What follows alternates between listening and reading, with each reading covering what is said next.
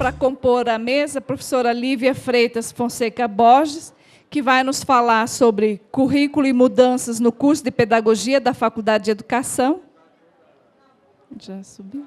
Tá. Nós vamos dar início. Tá.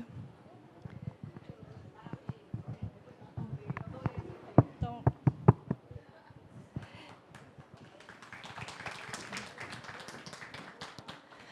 professora Raquel de Almeida Moraes, que vai falar sobre o ensino à distância na Faculdade de Educação.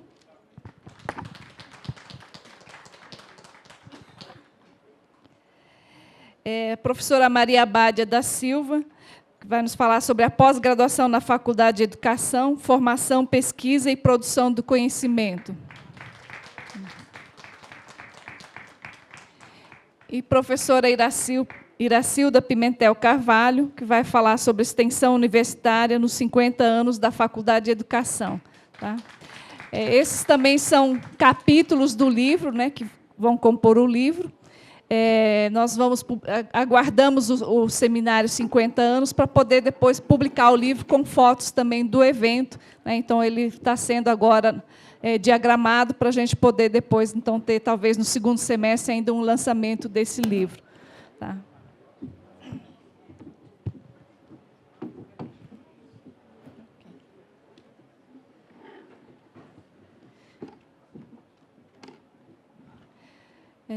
Passo, então, a palavra à professora Lívia Freitas Borges.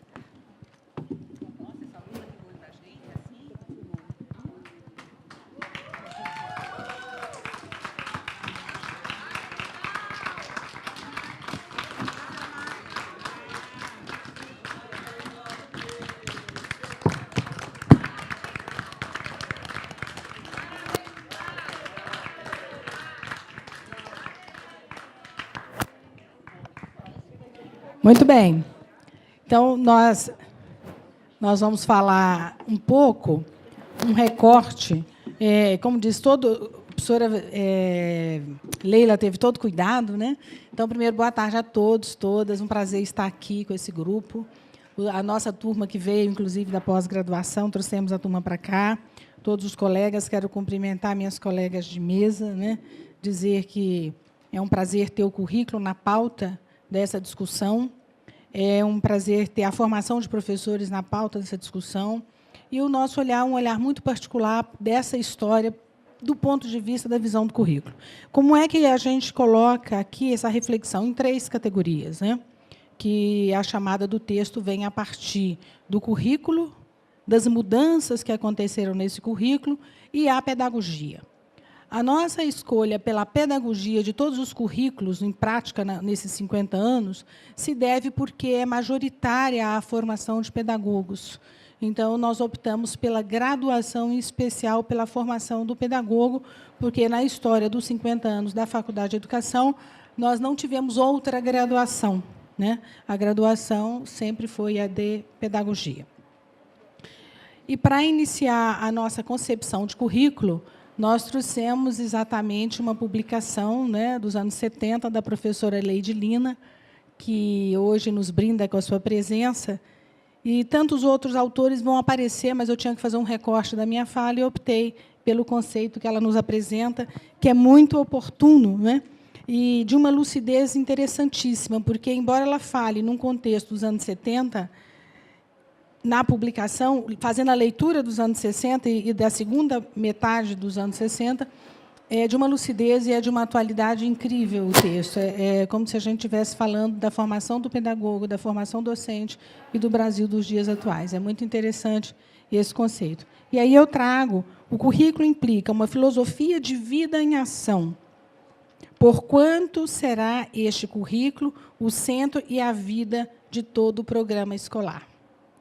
Então, é muito interessante, porque, neste conceito de currículo, ela traz um dos princípios fundantes desse início do curso de pedagogia na década de 60, que era a relação com a escola, a relação com o sistema de ensino, muito presente no início do curso de pedagogia na Faculdade de Educação. E ela segue adiante com outra complementação desse conceito. Sendo o currículo compreendido como todas as experiências organizadas e supervisionadas pela escola e pelas quais, portanto, esta assume responsabilidade, cabe determinar na seleção dessas experiências aquelas que sejam mais significativas para o desenvolvimento e formação máximos, completos e harmoniosos da personalidade integral do educando, permitindo-lhe alcançar a autorrealização ao mesmo tempo que estejam em harmonia com as necessidades da sociedade e com os fins mais elevados da humanidade em geral.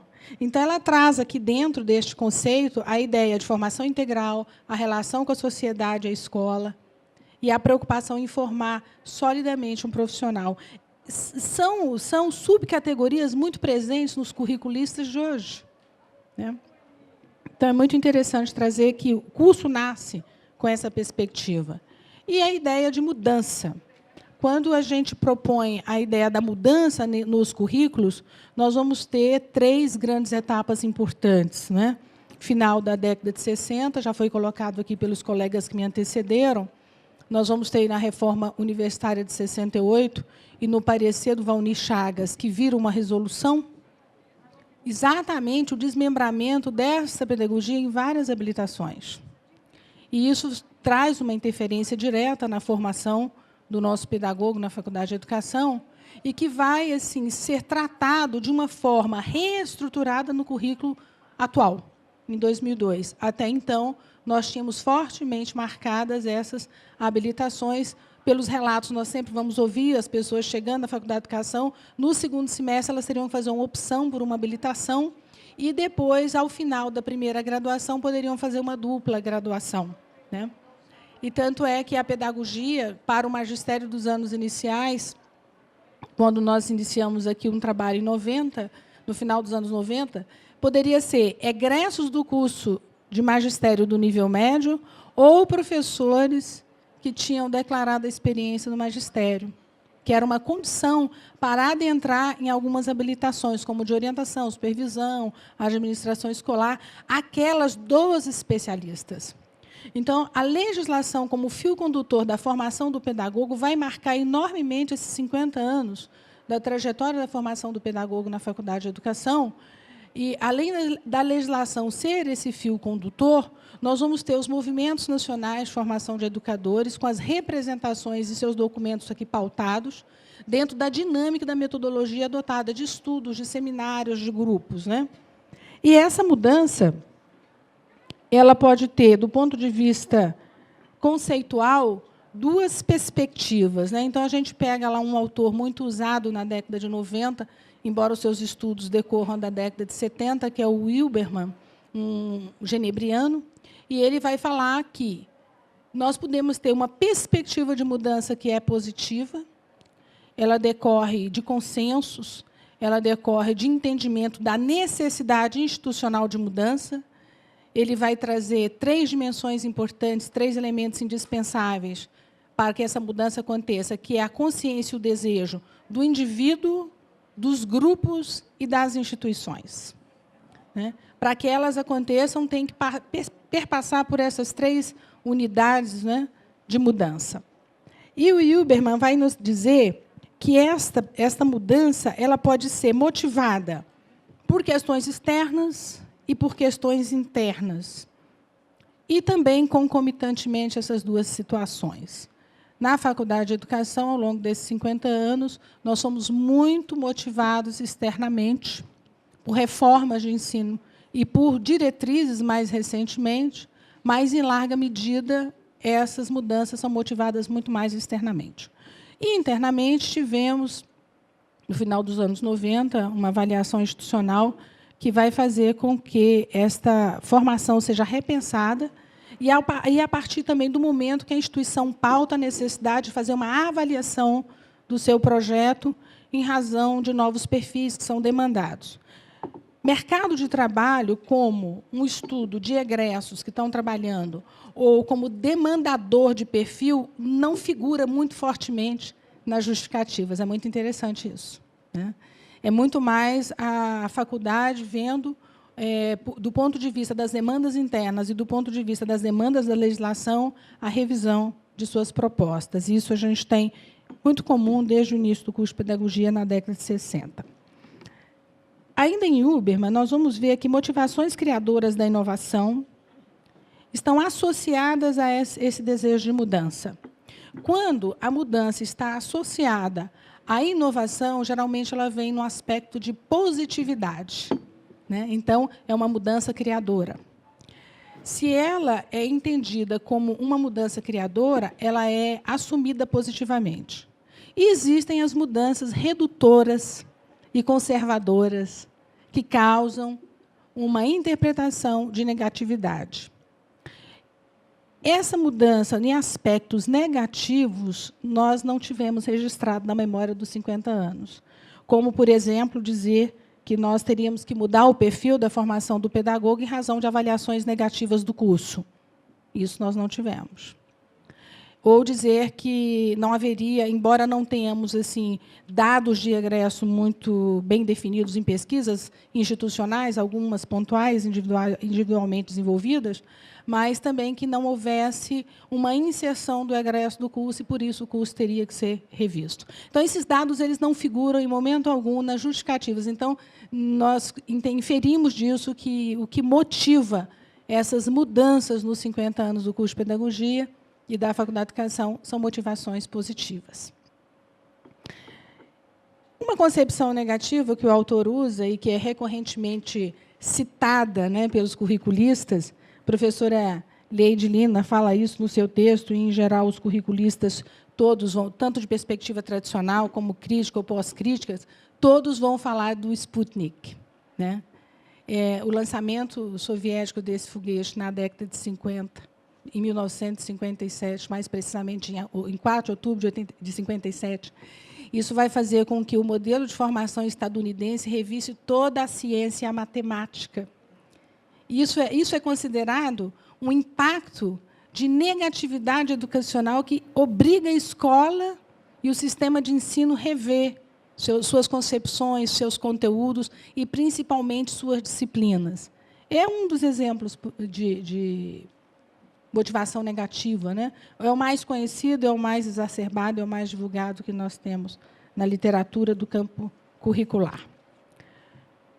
E, no início dos anos 60, né, logo depois da implantação, a gente vai pegar desse ideário, eu fiquei tentando interpretar, parecia pretensioso, mas era importante, né, esse ideário de Darcy, de Anísio, né, que hoje está muito presente e que foi resgatado nas diretrizes de 2006. A universitarização do professor da educação básica. Essa é uma questão importante para nós, né, que a Faculdade de Educação sempre cuidou, mesmo na época em que eram as habilitações, criando, inclusive, uma habilitação de magistério dos anos iniciais da escolarização. Um outro aspecto também desse legado dos nossos pioneiros é a relação com a escola pública, muito presente esse desejo de formar, numa perspectiva de educação integral que, infelizmente, nós não temos nenhum precedente no país que dê conta que esse ideário tenha sido implantado. Desde a gênese, né, nas escolas baianas, a história nos conta que é sempre um projeto, né? As escolas classes, todos nós sabemos o fim que elas tiveram, e temos ainda um desejo nacional de fazer escola integral, que ainda não fizemos. Pelo menos no modelo em que ele traz, nas suas visitas, né, a Dewey e as experiências que ele tinha feito na década de 20, nos Estados Unidos. Então, isso vem muito fortemente presente nos discursos, nos ideários desse currículo que é formar esse professor.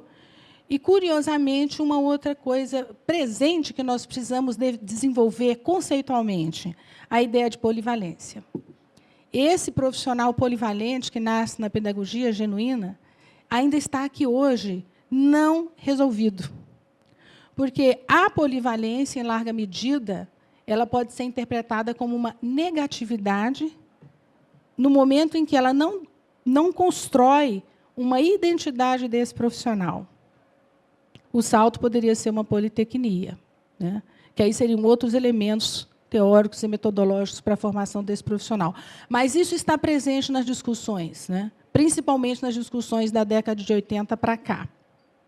As habilitações, muito marcadas nessa formação, elas vão ser questionadas em 2002, em razão das diretrizes que estavam sendo gestadas. Como já foi posto aqui, a Faculdade de Educação se adianta, participando do movimento nacional, trazendo já o release, trazendo essa expectativa dessa estrutura que já se discutia nacionalmente do que seriam essas diretrizes da pedagogia.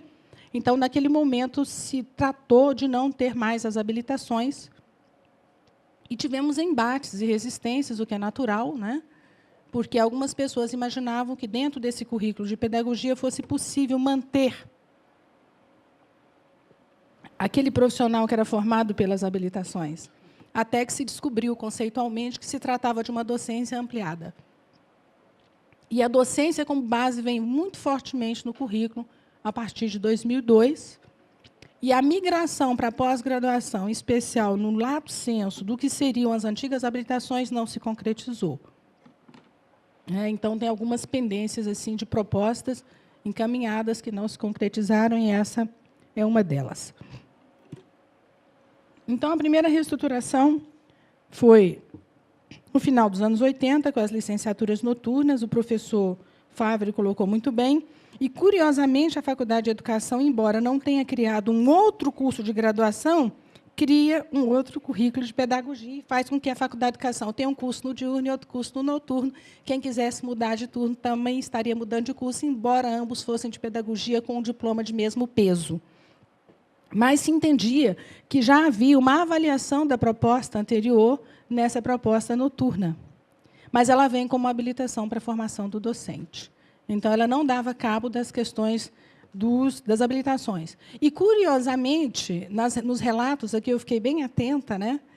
Por que a orientação educacional... Essa é uma coisa para a gente se perguntar se é interessante. A orientação educacional não estava, por exemplo, no departamento de administração, por se tratar de gestão e não de fundamentos. Porque a educação especial não nasce no MTC, junto com as metodologias de ensino. Então, a história dos departamentos faz com que algumas especificidades, que em outros lugares têm outra configuração, na Faculdade de Educação assim ficou. Como políticas públicas nascem fortemente dentro do TEF e hoje estão fortemente abrigadas no PAD. Então, de fato, enfrentar essa discussão dos departamentos enquanto estrutura organizativa ficou em stand-by. E nós trouxemos uma proposta de currículo em 2002 que supera largamente isso por meio de uma inovação chamada projetos. E os projetos, na verdade, eram uma tentativa de espaços curriculares não disciplinares, que até hoje padecem de uma definição epistemológica. Do ponto de vista da não disciplina, nós interpretamos 3 movimentos dos projetos. Um deles, de negação da disciplinaridade, como algo que, de fato, não contribui para que haja uma interdisciplinaridade. Quem se contrapõe academicamente e textualmente sobre isso é um espanhol chamado Torres Santomé. Ele vai dizer que a base da multi e da transdisciplinaridade é a disciplina. Não se transcende sem disciplinas. Então, esse conceito estaria malfadado, né? Então, os projetos não poderiam ser a negação da disciplinaridade. E poderia ser um campo de confluência de diferentes áreas de conhecimento, podendo, inclusive, atingir a interdisciplinaridade. Foi nisso que eles não conseguiram avançar. Mas temos ainda um pouco desse espaço na configuração do que vem no atual projeto de currículo, que, em comum, o que essas reestruturações todas trouxeram para nós? Já me disseram que eu tenho 5 minutos para concluir. Primeiro, princípios que orientam a reestruturação curricular. Se nós dissermos que esta mudança foi simples reforma, isso não se configurou. Todas as reformas, tanto dos anos 80 quanto as de 2000, se configuram como reestruturação. Por quê? Porque eles mudam campos curriculares fundantes, trazem novos eixos estruturantes, mas não definem bem a transversalidade. Essa é uma grande questão candente na estrutura desses currículos. Porque, se a gente define o que é espinha dorsal e estruturante do ponto de vista epistemológico, nós conseguimos perfeitamente dizer o que é obrigatório, o que é optativo, o que é módulo livre. Se nós não temos definição clara disso e nem consensuado por quem operacionaliza o currículo, que é o professor em sala de aula, nós vamos conseguir continuar colocando o que é essencial na transversalidade, né? Então, acho que esse é um ponto que a gente precisa discutir bem.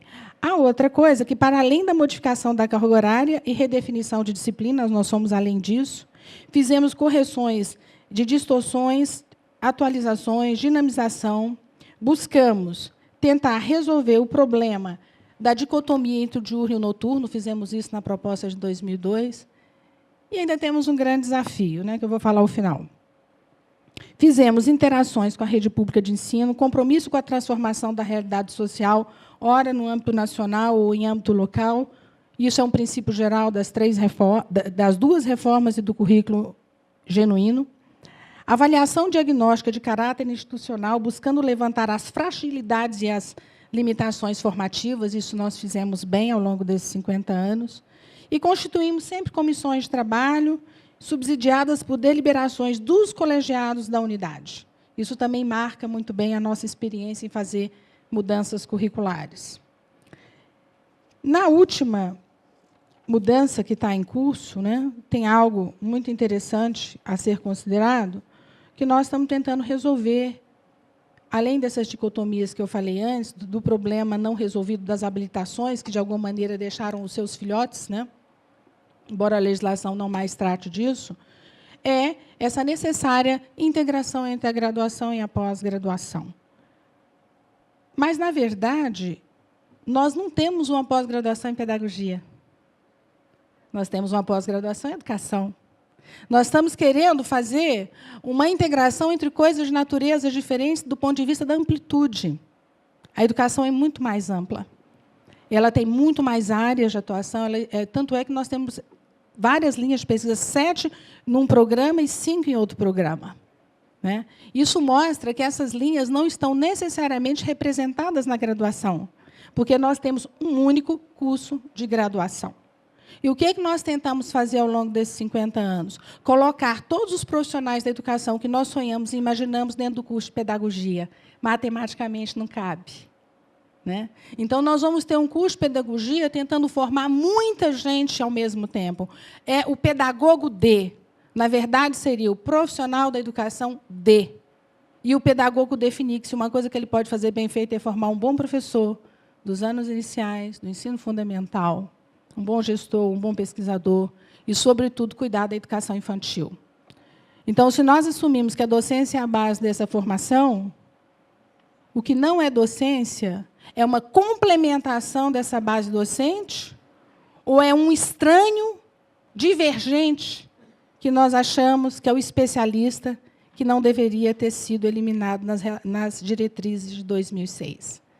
Eu penso que esse é o grande desafio posto na reestruturação atual e fico muito feliz de estar aqui, de ter podido ver isso e, de alguma forma, fazer parte dessa história e pensar que, se nós conseguirmos concluir que a pedagogia não cabe tudo e que podemos ter outros cursos de graduação que formem outros profissionais, talvez a gente se aproxime mais dessa integração tão desejada entre a graduação e a pós-graduação. Muito obrigada. Obrigada, professora Lívia. Passo, então, agora a palavra à professora Raquel de Almeida Moraes, que vai nos falar sobre o ensino à distância na Faculdade de Educação. Boa tarde a todas e todos. Eu estou muito contente de estar aqui nessa tarde de terça-feira, no dia 12 de abril. Eu estou, no meu lugar, né, que eu estou falando agora, eu estou representando um texto coletivo. Ele foi escrito a 15 vozes, a 15 mãos, foram várias e várias versões.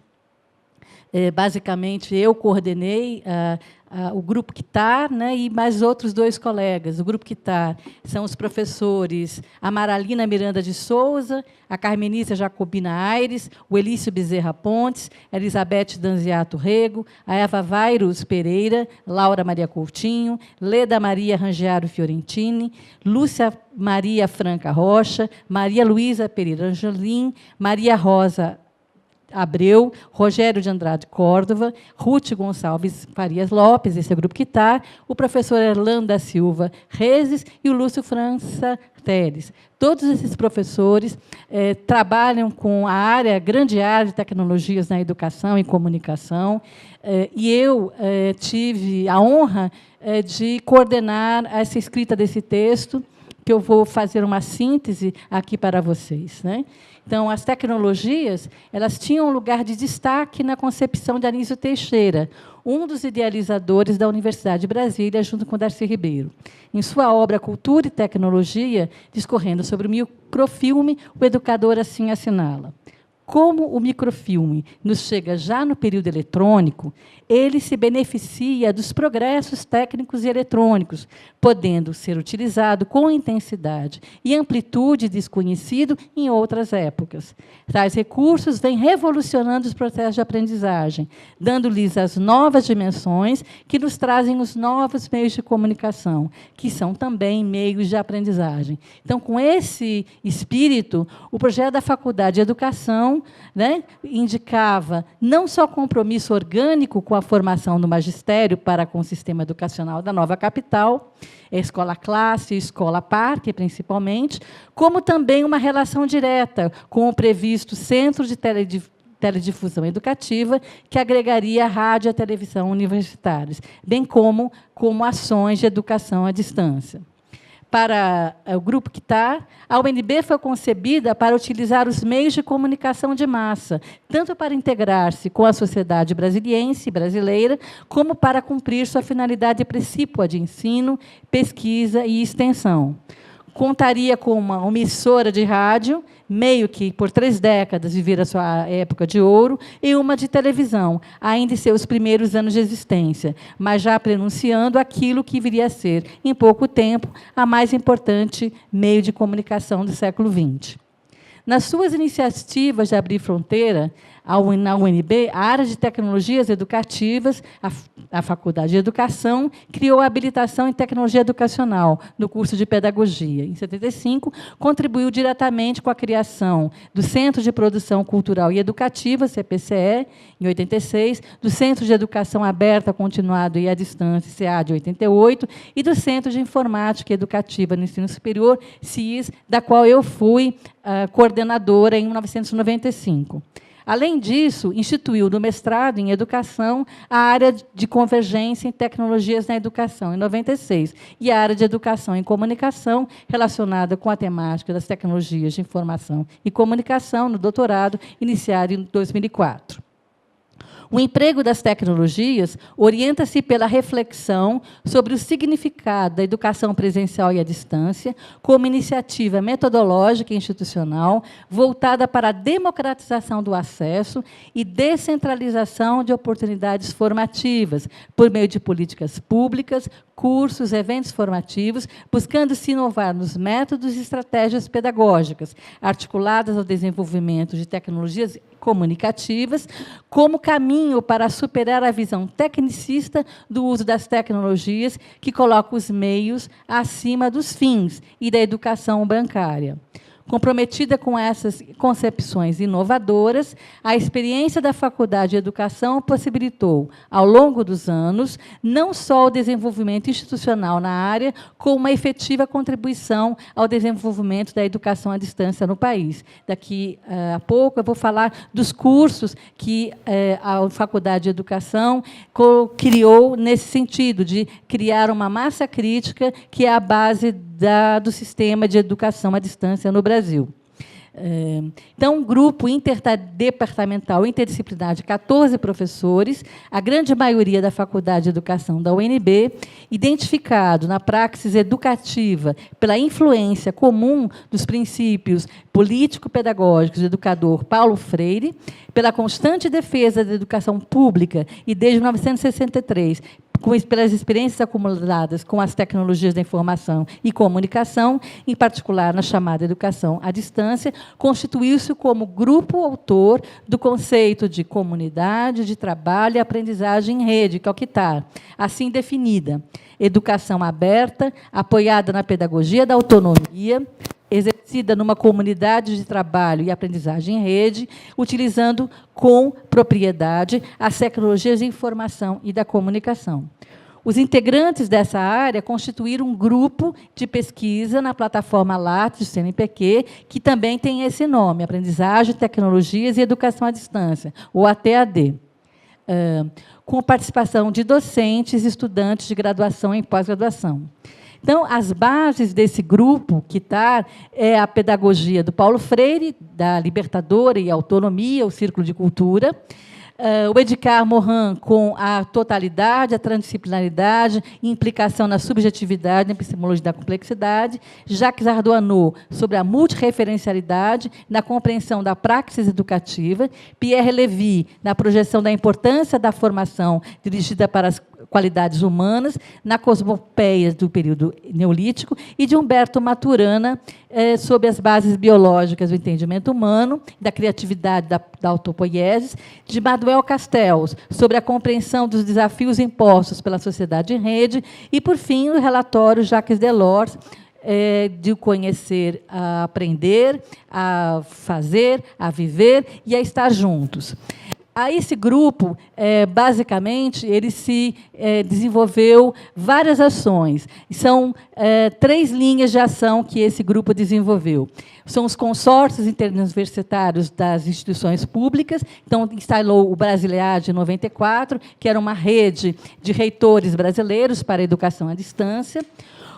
O consórcio da Universidade Virtual Pública do Brasil, a Unirede, no ano 2000, o curso de aperfeiçoamento de professores, TV na escola e os desafios da educação de hoje, o curso de especialização em educação à distância, em suas 5 edições, a Cátedra Unesco de Educação à Distância, concebida em 93, e que atualmente tem a professora Nara Pimentel, a sua representante. Desenvolve também cursos de formação de profissionais, que é a segunda grande linha desse grupo KITAR, da formação de especialistas, né? Então, o projeto Professor em Construção, de 93 a 96, que foi um projeto ligado a professores da UNB e a Secretaria de Educação do Distrito Federal. A formação continuada de especialistas em educação à distância, com 5 cursos de educação à distância no país, culminando com em 2010, 2011, com a formação de especialistas para a Universidade Aberta do Brasil. O curso de Pedagogia para séries iniciais, o PIN, de 98 a 2002, seguido do Acre, em 2007 a 2011, e, atualmente, o que eu estou coordenando, que é da UAB, que passou também os professores Elício Pontes e a professora Ruth Lopes. Por fim, o curso de especialização de jovens e adultos, KITAREJA, que é, atualmente, junto com a pedagogia à distância, da graduação, um dos programas mais fortes na atualidade. Para finalizar, que eu não tenho muito tempo, já foi aqui me alertado também os minutos que me faltam, é possível que nas origens da moderna EAD, né, que não considerarmos as antigas formas de correspondência epistolar entre mestres e discípulos, a condição tecnológica sempre esteve associada a 2 objetivos fundamentais: uma educação alternativa para a superação de limitações geográficas, espaciais e temporais, e a democratização da educação como um bem público, viabilizando a inclusão de parcelas socialmente marginalizadas do sistema de ensino em sua forma convencional. Esses princípios, eles constituem plenamente válidos, continuam, plenamente válidos no atual cenário das novas tecnologias de informação e comunicação.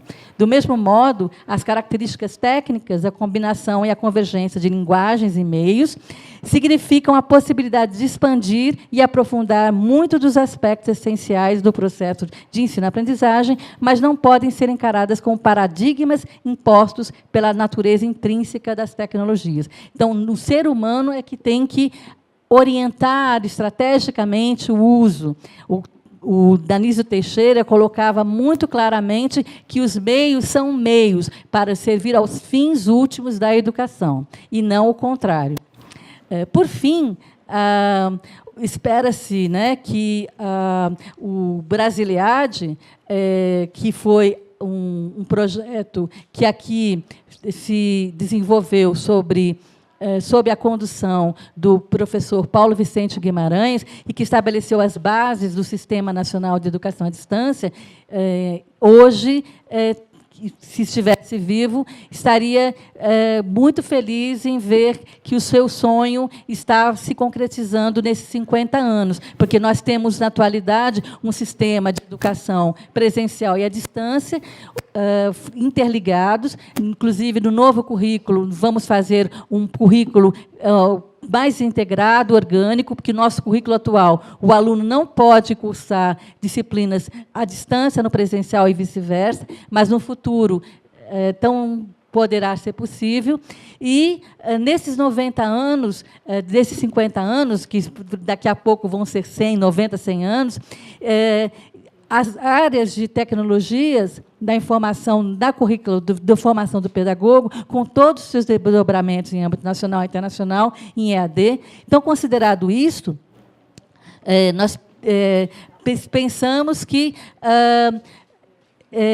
deverá prosseguir com o sonho de fazer, à distância, o presencial, que é ligado pelo toque. E esse toque mágico, que, como coloca o Vygotsky, ele dá significado ao pensamento, se transformando em ação. Então, essa ligação do pensamento e da ação, que espera-se que a gente consiga ligar à distância. Apesar de todas as críticas que, inclusive, eu tenho feito nos meus escritos, nós precisamos criar uma EAD diferente, uma outra EAD é possível. E é esse o espírito que esse grupo, que é pioneiro na Faculdade de Educação e no país, quer deixar registrado com a sua marca aqui nessa exposição, nesse artigo, que eu só dei umas rápidas pinceladas. Obrigada. Obrigada, professora Raquel. Estou aqui no papel chato de controlar o tempo, mas a gente gostaria de, pelo menos no final, ainda ter um momento de público também poder conversar um pouco. Então, passo agora a palavra à professora Abádia, que ela me pediu 15 minutos, então vou controlar o tempo dela também. Obrigada. Não, é que ela está diminuindo o tempo aí nessa danadinha. Boa tarde, gente.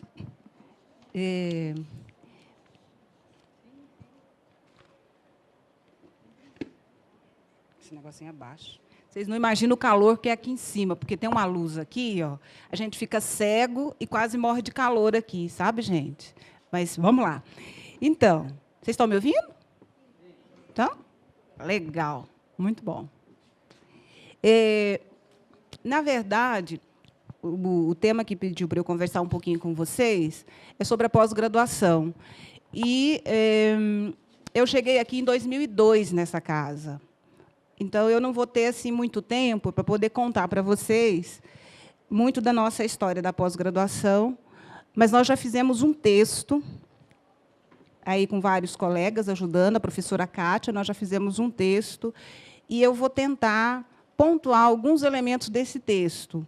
Como a gente ainda tem um tempinho para poder fazer alguns ajustes, né, professora Vivi? Depois esse texto vai ser publicado, aí a gente disponibiliza para vocês a íntegra do texto. Então, eu vou fazer uma fala bem recortada, dando para nós todos uma visão da pós-graduação, fazendo alguns destaques, mas o texto tem muito mais, tá, gente? É que eu vou ter que pular aqui em função do momento, tá? Professora, eu queria dizer que fiquei muito feliz em conhecê-la, tá? Depois quero lhe dar um abraço, tá bom? Eu trabalho com a gestão e depois eu quero dar um abraço bem grande, tá bom? Seja muito bem-vinda a essa casa, tá bom? O retorno a essa casa, que sempre foi sua, tá bem? Bom, então vamos lá. Nós temos aqui na faculdade 2 programas de mestrado, o mestrado acadêmico e o mestrado profissional. O nosso mestrado acadêmico ele é criado em 1974, né, 1974, dentro daquele contexto da OEA, e da Unesco, que chega uma missão da Unesco aqui em 68. 68, eu ficaria aqui um tempão falando com vocês, são os anos de chumbo, 1968, é o ano do AI-5, e esta casa recebe uma missão da Unesco e recebe uma missão da OEA, que vem os professores que já tinham conseguido fazer os seus doutorados lá fora, e eles vêm, eu ainda não sei o nome de todos eles, e vão criar aqui, na faculdade, o curso de mestrado. Então, o nosso mestrado ele é criado na conjuntura dos anos 70 e também na mesma conjuntura de 71, que já foi relatada aqui de manhã. Lembra que em 71, gente, nós temos aqui na sala de papiros toda a discussão em cima da lei 5692/71. É nessa conjuntura que é criado, então, o nosso curso de mestrado acadêmico. Nós ficamos mais de 20 anos e só em 2004, que vai ser criado o nosso curso de doutorado, portanto, numa outra conjuntura. Eu vou chegar lá. E, em 2006, nós criamos o nosso mestrado profissional, para a gente ter uma linha do tempo. Tá? O nosso mestrado profissional é 2006. Ele nasce junto com o curso originário, né, que é o mestrado acadêmico e o doutorado. Depois, ele desmembra e ele tem autonomia. Tem uma coordenadora, que é a professora Olga Mi. Agora, a gente já tem uma sala, tem os funcionários. Então, a gente tem, nesta casa, nós temos 2 mestrados, o mestrado acadêmico e o mestrado profissional. 2 coordenadoras, os seus alunos e assim por diante. O que eu vou dizer aqui hoje, eu vou colocar mais ênfase no mestrado acadêmico. Tá? Bom, no mestrado acadêmico, nós temos, em relação aos funcionários, nós temos uma funcionária 2 funcionárias antigas que ficaram durante muito tempo na secretaria do nosso mestrado e do doutorado. É a Juliane, que todo mundo conhece, estava aqui hoje de manhã. A Juliane, durante mais de 20 anos, foi a secretária da pós-graduação. E a Juliane tem, né, a memória da pós-graduação praticamente toda na cabeça dela. Hoje ela já foi para a direção, porque há uma mudança. Ela, acho que é o rostinho dela. Entra, Juliane, para todo mundo ver você. Ela é a Juliane que eu estou falando aí, que foi a primeira, né, uma secretária que nos ajudou muito com toda a memória da pós-graduação. Né? E ela é sempre muito bacana. A outra colega que não está aqui mais é a Ana Paula, não é? Que também trabalhou muito com ela, mas que não está aqui mais entre nós. Foi para um outro lugar, virou psicóloga e já foi embora. Feliz da vida. Bom, hoje nós temos 4 funcionários, bem recente, dos últimos concursos, né? A Tatiana, eles devem estar por aí. A Tatiana, a Luciana, o Marcos e o Igor. E nós temos uma estagiária. Então, hoje, a gente conseguiu, depois de muita luta, nós temos 4 funcionários do quadro. Sobre os nossos alunos, nós temos em torno de 330 alunos no curso como um todo, de mestrandos e de doutorandos. Mestrandos e doutorandos. E nós somos em torno de 53 professores. Esse número de alunos varia, porque agora, em fevereiro, março e abril, a gente chega quase a 400.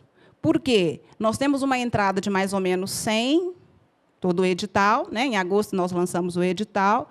Então, nós temos mais ou menos uma entrada de 100 e uma saída. Eu tenho que apressar, porque tem gente que não quer sair de jeito nenhum da universidade. Tem que sair em torno de 100. Né? O mestrado são 2 anos, o doutorado, 4 anos, é o prazo que os alunos ficam aqui conosco. Então, nós temos os funcionários, nós temos os nossos estudantes do mestrado e do doutorado, e nós temos os nossos professores. E, pasmem vocês, nós também temos os cursos de especialização, que é o Lato Sensu. O curso de especialização tem momentos que a gente tem 4, tem momentos que a gente tem 2. Nesse momento, nós temos um de educação infantil, um de EJA, raça e classe. Então, a gente tem também um conjunto de estudantes, né, que é o nosso mestrado Lato Sensu, né, o curso de pós-graduação Lato Sensu. Bom, sobre os coordenadores do programa, é difícil, você sabe, gente, quando eu assumi em 2014, a história, e às vezes a gente é muito ingrato com os nossos registros. Quando eu recebi a tarefa da coordenação de que a gente tinha que produzir um material, eu fui tentar levantar a história da própria pós-graduação. E a surpresa nossa é que, às vezes, a história fica na mão das pessoas. e depois as pessoas se vão e levam os registros, e às vezes levam a própria história. Então, o que eu estou dizendo? Da dificuldade de reconstruir um período grande da pós-graduação, porque nós somos de 74. De 74 até 92, então, toda a década de 70 e toda a década de 80, eu só consigo história oral. O que é história oral? Sentar com os colegas, buscar esses professores com muito carinho, fazer todo um exercício de memória para poder a gente ir buscando os elementos. Hoje, um querido amigo que estava aqui, o professor Jacques Veloso, eu acabei de ser informada que ele foi um dos primeiros a coordenar a pós-graduação, porque ele chega de Stanford em 72, 73, por aí, e, com o título de doutor, ele assume o programa de mestrado nosso aqui. Mas são informações que a gente vai assim meio que pescando, né?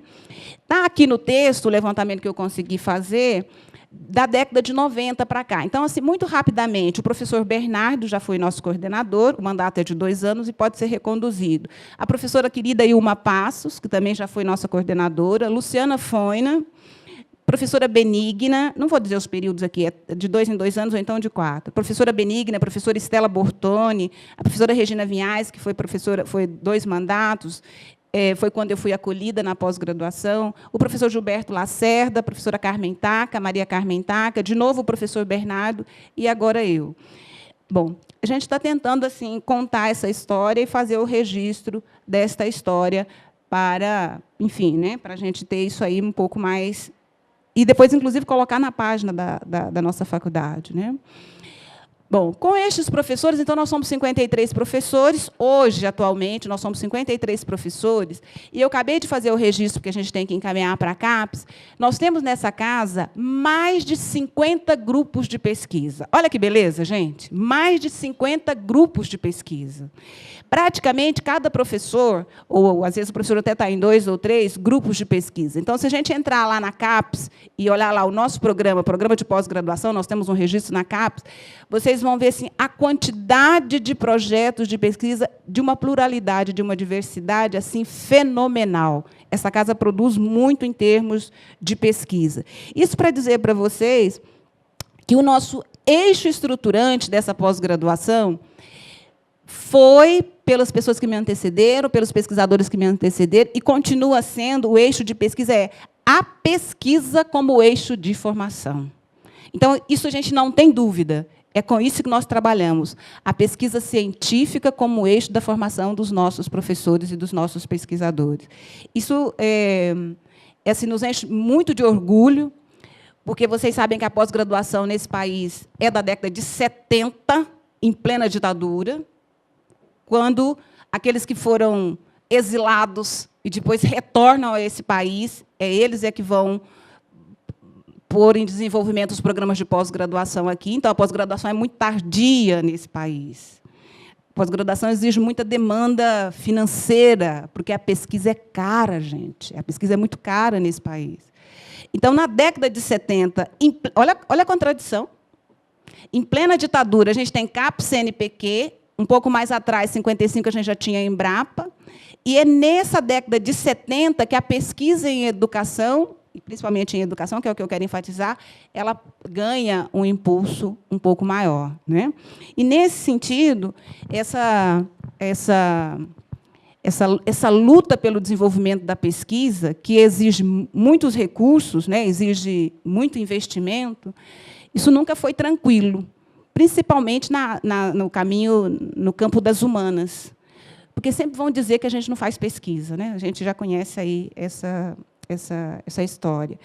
Então, andando aqui um pouco mais, nós temos os projetos de pesquisa, nós temos a nossa identidade, que é fazer pesquisa, e qual que é o nosso objetivo? Formar os professores, os gestores, para a educação básica, mas o nosso objetivo número 1, o professor Jacques Veloso já falou isso inúmeras vezes, é formar o pesquisador em educação. Para isso é o nosso fazer. Porque nós podemos receber, professora Lina, nós recebemos gente que vem da física, com muito carinho, da física, da química, da biologia, da elétrica, da robótica, com muito carinho. Mas essa pessoa vai ser doutor em educação. Portanto, ele precisa se apropriar dos fundamentos, das questões, da essência do que é ser um doutor em educação. E isso nós fazemos muito bem feito e temos muito orgulho disso. Né? Então, formar esse doutor, professora Lina, tem sido para nós, na pós-graduação, um desafio. Como nós somos 53 professores, nós somos divididos em linhas. Então, são 53 professores, os nossos alunos, agrupados nessas linhas, né, que, por sua vez, cada uma dessas linhas revela um pedaço, uma parte da nossa identidade. Né? Não quero aborrecê-los muito, mas já foi citado aqui, quais são as linhas que começam assim? Né? Planejamento, década de 70, todo mundo vai se lembrar aí dos objetivos de Peter Drucker, né? Planejamento, o tecnicismo, e educação brasileira, que se discutia aí uma coisa que tem 3 grandes autores, Maria Helena Souza Pato, Gaudêncio Frigoto, e um terceiro que eu sempre esqueço. O que eles estão discutindo? Quantidade e qualidade em educação. Estão discutindo o fracasso na educação, década de 70. E essa casa aqui discutiu isso lá na década de 70. Isso foi uma das primeiras linhas da pós-graduação. Planejamento educacional e educação brasileira. Essa era a grande linha. As coisas vão andando, os professores vão se renovando, né, outros professores vão entrando. Qualquer outra grande linha? Magistério. Magistério, formação e trabalho pedagógico. Era outra linha a partir de 94. Olha só. Veja como é que tem um buraco aí na década de 80. Né? Mas 94 já é formação e trabalho pedagógico. Isso vai virar hoje a linha que a professora Kátia coordena. A professora Lívia, Otília, Shirleide, né? Profissão docente. E em 96, olha as tecnologias na educação, que vai dar a linha que é o ETEC, Educação, Tecnologia e Comunicação. E aí tem a EAPS, e mais recentemente a gente tem mais 2 linhas novas, que é a Educação do Campo, Educação Ambiental e Educação Comparada. E tem a Matemática, né, um projeto grandioso nosso aí. Já vou chegar lá.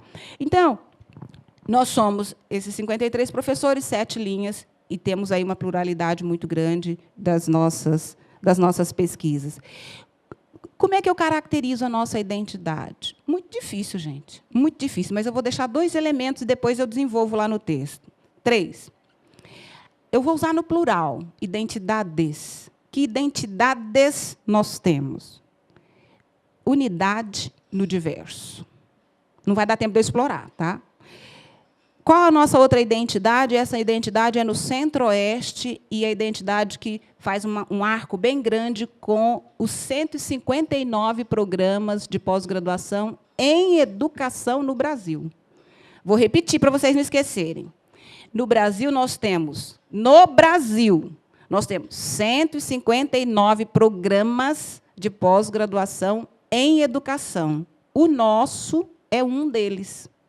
E qual é a linha que unifica, né, se a gente pode dizer no sentido de, já estou chegando, de dar uma unicidade? Aqui no Centro-Oeste, formação de professores é uma linha que nos unifica, e a outra é legal também, infância e educação infantil. É uma outra linha que unifica nós todos. Vai formando uma identidade regional, vai formando uma identidade nos próprios programas. Né? Bom, sobre currículo, a professora Lívia falou, eu só queria dizer que a nossa formação, professora Lina, ela é muito calcada no rigor teórico, metodológico e epistemológico para se fazer o trabalho científico, não é?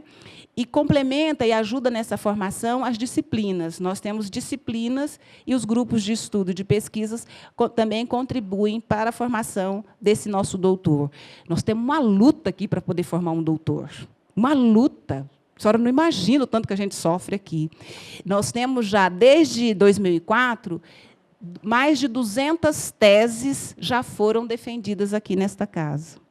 Depois, a senhora, se quiser, pode nos acompanhar, que eu tenho o prazer em mostrar para a senhora. E muitos desses que já viraram doutores já estão conosco aqui no trabalho. Ou então nós já entregamos à rede, ou já entregamos ao governo federal, ou por aí afora. Né? A gente vai, assim, disponibilizando as pessoas. Como diz o meu reitor, professora, com alto nível de formação. Alto nível de formação. Para finalizar, antes que... trouxe aqui uma pergunta para deixar para nós todos, né, que eu acho que é o nosso maior desafio. Nosso maior desafio. E ontem, conversando com a Kátia está numa banca. É a banca da Corina. Né?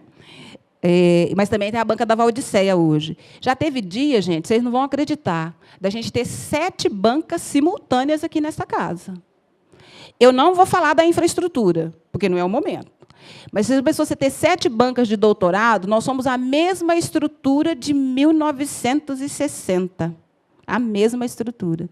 Fazer 7 bancas aqui simultâneas é difícil, professor, é muito difícil. Mas a gente é teimoso, sabe? Assim, a gente é muito teimoso, a gente insiste, né? Vamos fazendo. Mas a pergunta que eu quero deixar, se alguém quiser anotar, viu, Rodrigo, e o outro Rodrigo também, que eu acho que vai dar um bom tema de artigo, é assim, olha, eu poderia até contar uma historinha de um professor africano que eu recebi aqui nessa mesa, mas não vou contar, não, já estou terminando.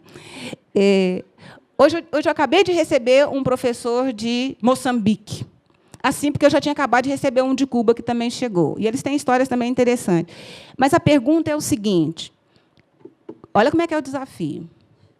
Como a pesquisa em educação contribui efetivamente na formação de políticas, gestores, professores e diretores? Para mim, esse é o desafio, e eu quero deixá-lo aqui para nós todos. Como a pesquisa em educação, nem colocar o verbo no passado, não, contribui, o verbo no presente. Como é que as nossas pesquisas contribuem efetivamente na formação de políticas, gestores, professores, enfim, os gestores da educação de uma forma geral, né?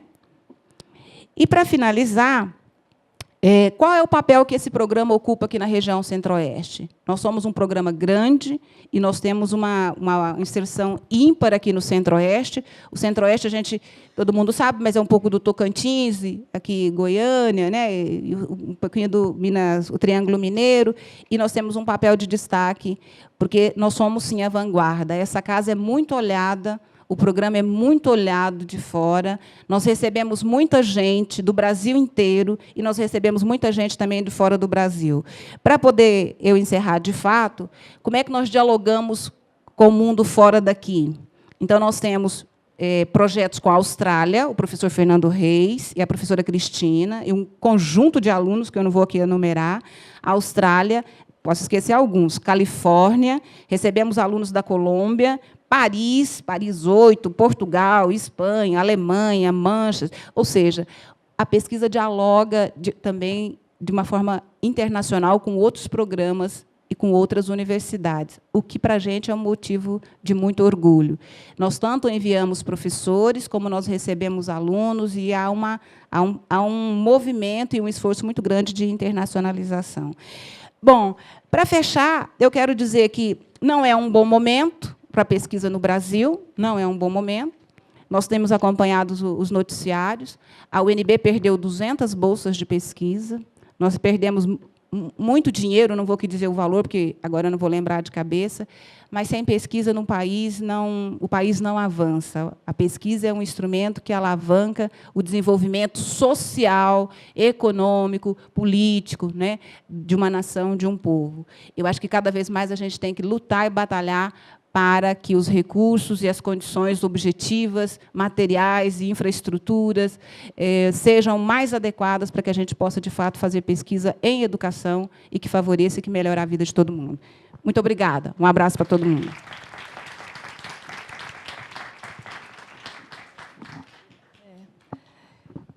Por último, mas não menos importante, né, a extensão na universidade, nos 50 anos da Faculdade de Educação, né? Professora Iracilda Pimentel Carvalho, que é atualmente a nossa coordenadora de extensão. Bem, então, boa tarde, né? Realmente, ela falou, por último e não menos, mas, ao mesmo tempo, é difícil, né, ficar, porque a gente sabe que o tempo também já diminuiu, né? Daqui a pouco... Então, é bem difícil falar. Confesso que eu tenho uma certa fobia de falar quando eu sei que tem um tempo que você vai estabelecer, né? Aí dá um certo nervoso. E, ao mesmo tempo, falar da extensão. Eu poderia... Primeiro, eu quero agradecer por estar aqui, nesse momento, como coordenadora, e... Quando eu recebi o convite das professoras Lívia e Vívia, eu não imaginava os 50 anos. Então, na época, quando da eleição, que vocês convidaram para compor a gestão quer dizer, a gestão não, compor a equipe gestora, né? Ok, mas, de repente, os 50 anos, né? Eu falei, pô, agora, os 50 anos, eu vou participar da mesa, ó, interessante, né? Então, hoje fico feliz, porque eu vou entrar nos arquivos. Se eu estiver viva nos pós-50, né, vão falar de mim. Olha, era a coordenadora. Né, dos 50 anos, vai ver. Eu espero que eu esteja linda e maravilhosa como a professora. Porque ela é o exemplo, ela é o exemplo. É. Justamente, então. Como a professora Leila Chalub falou, é difícil. Como que a gente vai juntar e falar da extensão? A extensão está aí, né? Ela é fluida, ela está aí presente desde o momento da Faculdade de Educação existe, nós temos a extensão. Mesmo que as pessoas faziam extensão e não sabiam que estava fazendo extensão. Né? Então, hoje nós temos uma extensão mais institucionalizada, sistematizada, mas se fazia extensão mesmo que houvesse uma recusa de dizer que estava fazendo extensão. Né? Então, se eu não vou fazer, como a Bárbara falou, mostrar, mas se eu fosse pegar o catatal de projetos e eventos e palestras que a gente fez e que a Faculdade de Educação fez nesses 50 anos, eu ia pedir todo o tempo para mim, nós íamos sair daqui às 8 horas. E aí todo mundo ia brigar. Então, são vários. E o que eu posso dizer é o seguinte, que teve anos da gente ter em torno de 50 atividades de extensões. Outras com 60, outros com 30, agora, 2014, 2015, a gente tem em torno de 18, de 20 atividades de extensão. E a Faculdade de Educação, ela é considerada uma pioneira nesse movimento. E a outra coisa, eu pensei em falar várias vezes, pensei o que eu ia falar. Montei muita coisa, mas, quando eu vejo que o tempo é curto, eu prefiro não falar muito. Mas eu preciso falar o seguinte, de tudo que se falou aqui, currículo, pesquisa, educação à distância, tudo, a extensão está presente, gente. Então, o que eu entendo? Que a extensão é a argamassa. É ela que vai unir esse tripé, ensino, pesquisa e extensão. Então, ela é a argamassa, ela está ali presente. Eu sei que, ainda hoje, a extensão ainda não tem dentro de uma hierarquia, ela não está lá no seu patamar das deusas, mas ela está presente.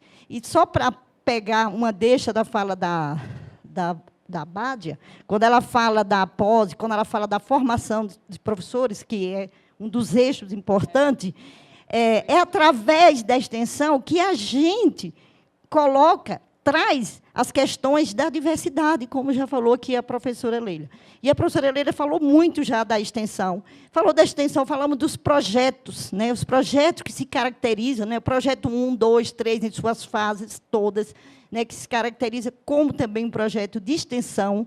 E a gente consegue trazer para a realidade de hoje a questão da diversidade, tão premente na universidade. Né? E através da extensão, através de cursos, como, claro que eu vou falar da minha parte, de gênero e diversidade, através de especialização política pública e gênero, através de educação ambiental, que é muito forte, é outro tema fortíssimo, que é a extensão que traz e que mostra para a sociedade, para a realidade, nosso caos ambiental, as questões da água, todas as questões do lixo e tudo mais, o próprio ensino, o EJA, e todas essas questões. Né?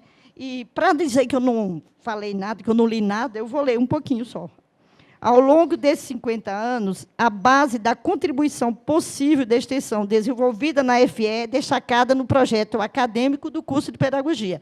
A gente não pode esquecer que o nosso curso de Pedagogia sempre privilegiou e sempre destacou a extensão como um fator básico para a formação dos professores e das professoras. É tanto que hoje, eu já estou trazendo para o atual, para a acreditação, que é o nosso debate atual, a exigência que conste a extensão no nosso projeto curricular. E nós já fazemos isso, eu acho que há 50 anos, né? Imagine que há 50 anos já se fazia extensão e já se constava nos projetos, né?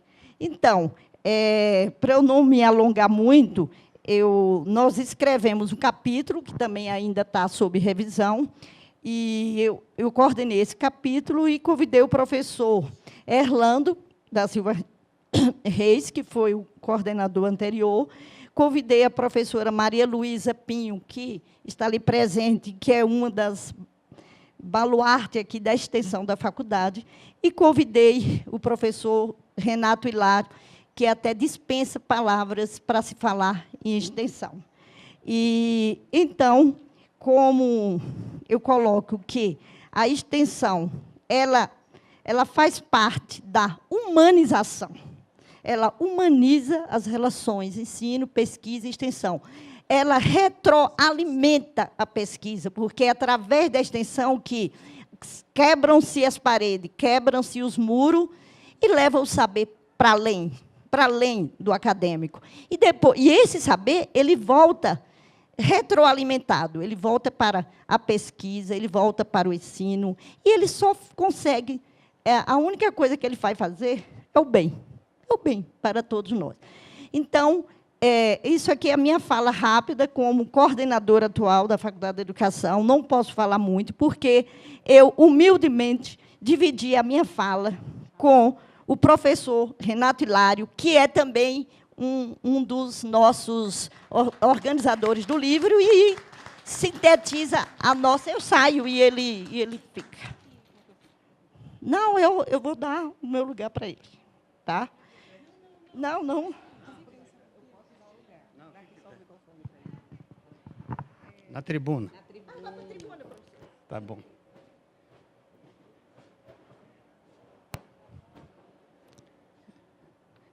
Primeiramente, eu quero saudar a professora Leidilina, e, ao saudar a professora Leidilina, todas as pessoas que, de forma paciente e perseverante, estão até essa hora aqui, participando conosco dessa celebração tão importante, são 50 anos da nossa Faculdade de Educação. E aí eu peço a salva de palmas para todos que estão presentes.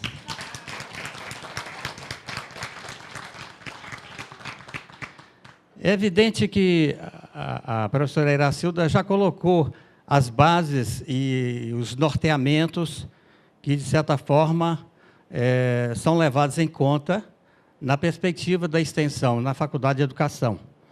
Eu vou dar apenas uma notícia. Há vários colegas aqui nesse auditório que são da história dos 50 anos da extensão, vários estão aqui na minha frente, e poderão complementar a hora que abrir a palavra ao auditório. Eu vou dar uma notícia dentro de um corte para complementar o tempo da professora Iracilda. Primeiro, o seguinte, como nós sabemos, nós não tínhamos aqui na Faculdade de Educação a educação de jovens e adultos na perspectiva da importância que tinha a educação de crianças. Ou seja, nós tínhamos uma perspectiva de formação do pedagogo, que era essencialmente dirigida, essa formação, para a formação da criança. Dois fatos levaram a Faculdade de Educação, na perspectiva de uma contribuição da extensão, a, de certa forma, abrir-se para a educação de jovens adultos e ela fazer parte, mesmo como disciplina optativa, agora provavelmente obrigatória, no currículo da faculdade. Primeiro, foi uma demanda que ocorreu aqui em 1985, final de 85, do Movimento Popular do Paranoá. O que o Movimento Popular do Paranoá demandou à Faculdade de Educação? É que eles tinham, naturalmente, todo um movimento de fixação em termos de moradia no Paranoá, dentro da ocupação que era desenvolvida, e precisavam, para dar continuidade à luta, da alfabetização de adultos, porque muitas pessoas que moravam no Paranoá e no Itapuã, no caso só no Paranoá ainda, não tinham acesso à leitura escrita e ao cálculo. Só que o seguinte, eles levantaram para nós o seguinte desafio. Não basta apenas a Faculdade de Educação estar presente na perspectiva de toda a escola, que é a mera apropriação da leitura, da escrita e do cálculo. Nós queremos que haja uma presença da faculdade na perspectiva de que a alfabetização esteja contribuindo com o fortalecimento e o avanço da luta coletiva dos moradores. Esse desafio ele foi aceito na pessoa da Maria Alice Pitaguari, já citada aqui pelo Fávero, e depois nós demos sequência a isso. O fato da gente, inclusive, ter o Paranoá e, atualmente, o Itapuã, isso veio a fortalecer, inclusive, porque você sabe que a educação de adulto é, sobretudo, noturna. E mesmo numa UNB, que era toda diurna, manhã e tarde, o trabalho em nível da educação de adultos foi e continua sendo, sobretudo, à noite. Embora hoje haja turmas pela manhã e pela tarde. Então, à medida que esse trabalho foi se desenvolvendo, e à medida que nós tivemos a chance de ser coordenador de graduação dessa faculdade, a experiência noturna da extensão vai contribuir para a experiência noturna da UNB. Ou seja, em função da experiência noturna da Faculdade de Educação, com os projetos de extensão, numa faculdade que não funcionava à noite, vai se levar à criação de um ambiente que vai facilitar com a ação articulada com outros coordenadores de extensão da UNB noturna. Então, a extensão da Faculdade de Educação, historicamente, ela contribui com a UNB noturna e, particularmente, como eu disse antes, com a própria introdução de uma forma institucional sistemática da educação de jovens adultos articulada com a educação de crianças. Um outro aspecto também importante, que merece ser naturalmente levantado, é com referência à participação de vários professores aqui, de vários projetos de extensão. Vários estão aqui na minha frente. A Leila é uma, Maria Luísa é outra, Leda Fiorentini e a própria Fátima, que foi nossa coordenadora do Núcleo Permanente de Extensão. É que na década de 80, em que tem a redemocratização do Brasil, a partir de 84, nós temos também a eleição do primeiro reitor eleito pelo voto direto aqui na UNB. E quando, da administração desse reitor, nós temos justamente a criação dos núcleos permanentes de extensão. E nesses núcleos permanentes de extensão, a Faculdade de Educação se fez presente, né? Então, e naquele momento, havia todo um reboliço nacional e latino-americano de se superar uma perspectiva de extensão voltada apenas para a dimensão eventista inorgânica. Ou seja, superar a mera disseminação de cultura, de conhecimento e de arte. Então, nesse processo nacional, a Faculdade de Educação se faz presente. Ela se faz presente com uma perspectiva, que foi colocada já pela Iracilda, orgânica processual.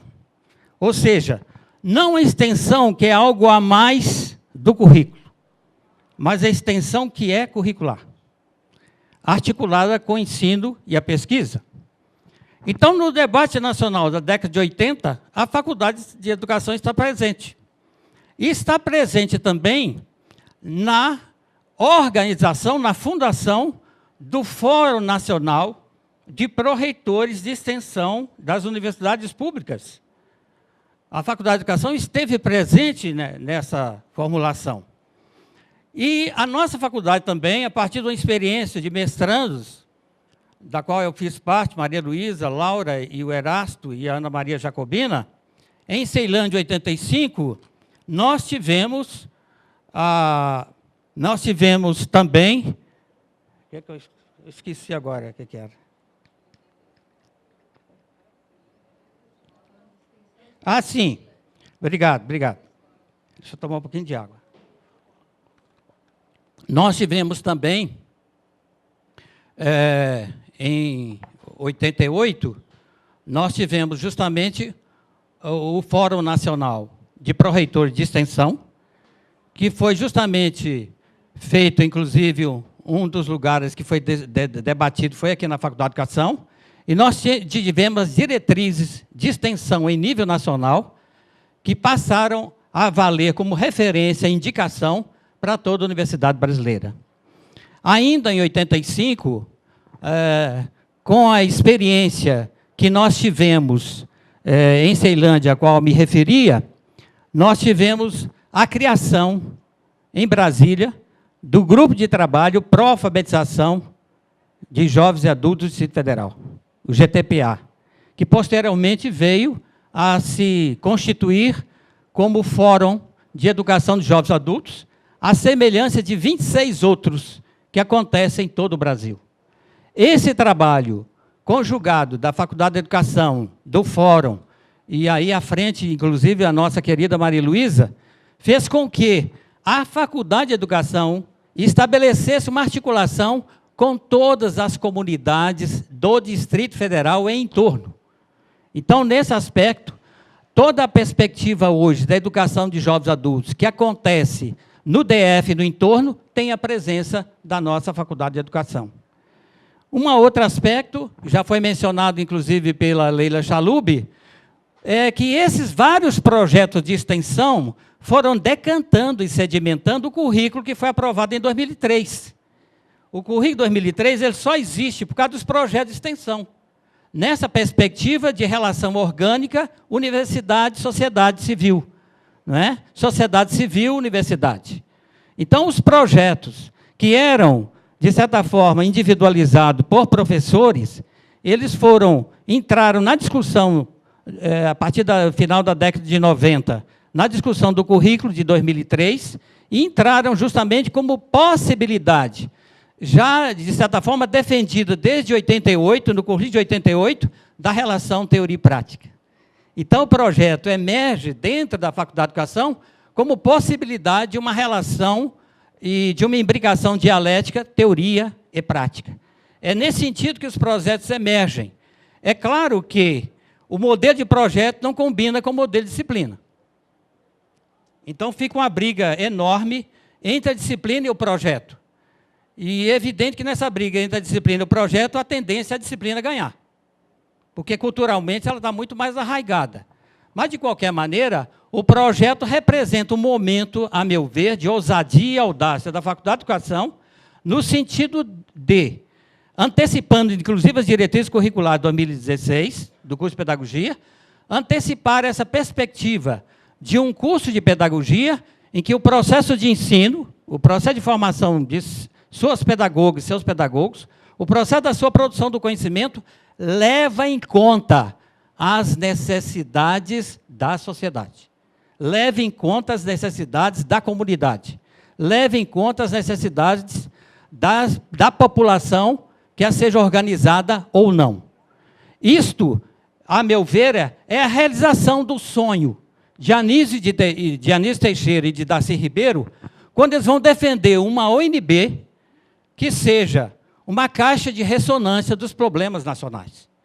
Então, à medida que nós desenvolvemos isso dentro da Faculdade de Educação, nós estamos realizando também o sonho de Anísio, o sonho de Darcy, na perspectiva de uma universidade imbricada, na perspectiva de uma produção de conhecimento que seja de solução dos problemas da comunidade.